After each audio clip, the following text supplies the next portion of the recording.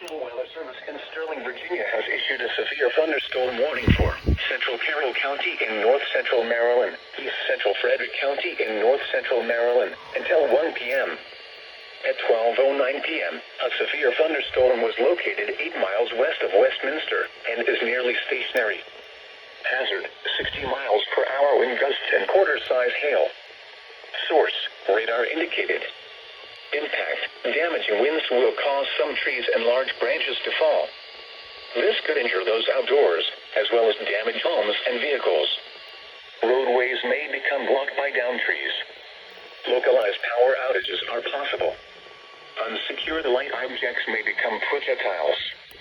Locations impacted include New Windsor, Union Bridge, Liberty Town, Linwood, Marston, and Unionville. For your protection, move to an interior room on the lowest floor of a building.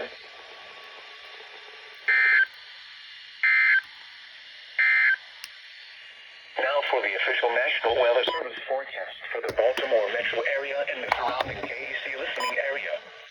Rest of today, numerous showers and scattered thunderstorms. Highs in the mid-70s. South winds 5 to 10 miles an hour.